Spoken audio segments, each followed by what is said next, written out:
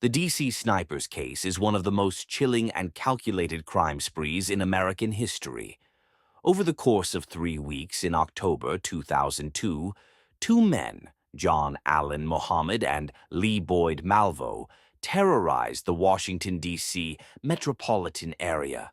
Random and ruthless, their attacks left 10 people dead and 3 others critically injured. The fear they sowed gripped the nation, with people afraid to do the most mundane tasks, like pumping gas or going to the store. Today, we'll delve into this shocking case, exploring the perpetrators, their victims, the investigation, and the legacy of this tragic chapter in modern history. This is the story of the DC snipers. Our story begins with the two men at the center of the attacks, John Allen Muhammad and Lee Boyd Malvo. John Allen Muhammad, born John Allen Williams in Baton Rouge, Louisiana, was a Gulf War veteran and a former Army sergeant. After leaving the military, his life began to unravel. He experienced a bitter divorce, lost custody of his children, and began harboring deep-seated resentment toward society. Lee Boyd Malvo, born in Jamaica, was just 17 years old when the crimes took place. He met Muhammad in Antigua, where Malvo's mother had sent him to stay. Muhammad became a father figure to Malvo, deeply influencing him and indoctrinating him into his twisted worldview. Together, they would form a deadly duo. Muhammad, the mastermind, and Malvo, the obedient accomplice, would set their sights on the Washington, D.C. area, leaving a trail of devastation in their wake. The attacks began on October 2, 2002, in Montgomery County, Maryland, just outside Washington, D.C. That evening, James Martin, a 55-year-old program analyst, was shot and killed in a grocery store parking lot. The following day, the snipers unleashed a wave of terror, killing 5 people in a single day. Their victims were seemingly chosen at random: men, women, and even a child. Each was struck by a single bullet fired from a distance, often in public places. The randomness of the attacks heightened the fear. People avoided gas stations, parking lots, and even standing near windows. Schools went into lockdown, and parents rushed to shield their children from the invisible threat.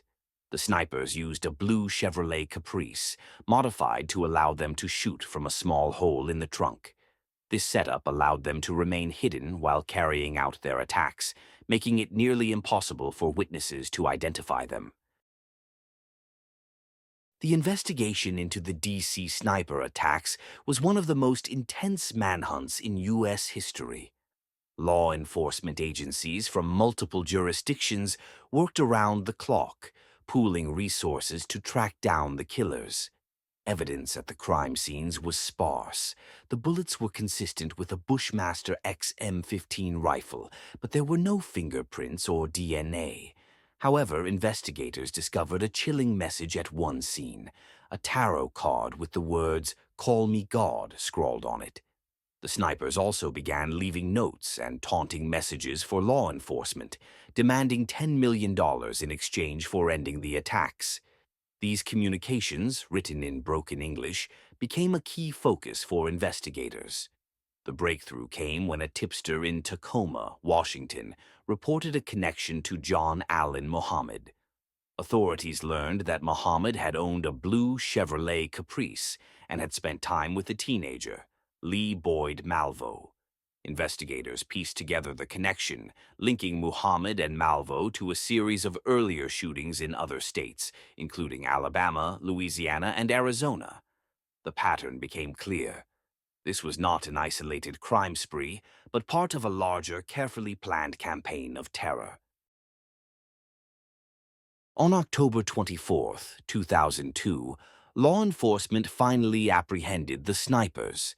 A tip from a truck driver led authorities to a rest area in Maryland, where Muhammad and Malvo were sleeping in their Chevrolet Caprice. The car, which had been the snipers' mobile hideout, contained the Bushmaster rifle used in the shootings. The capture brought an immediate sense of relief to the region, but it also raised new questions. Why had these men committed such heinous crimes? And how had a teenager been drawn into such a violent plot? As investigators delved into Mohammed's background, they uncovered a disturbing motive. Mohammed had planned to use the shootings to create chaos and extort money. He also hoped to kill his ex-wife and gain custody of his children, believing the sniper attacks would distract law enforcement from his true intentions. The trials of John Allen Muhammad and Lee Boyd Malvo were closely watched by the nation. Muhammad was tried in Virginia, where he was convicted of capital murder and sentenced to death. In 2009, he was executed by lethal injection. Malvo, due to his age, avoided the death penalty but was sentenced to life in prison without parole. In later years, he expressed remorse for his actions, describing the psychological hold Muhammad had over him. The case also sparked debates about juvenile justice, the death penalty, and gun control. Malvo's young age and his claims of manipulation raised questions about accountability and rehabilitation.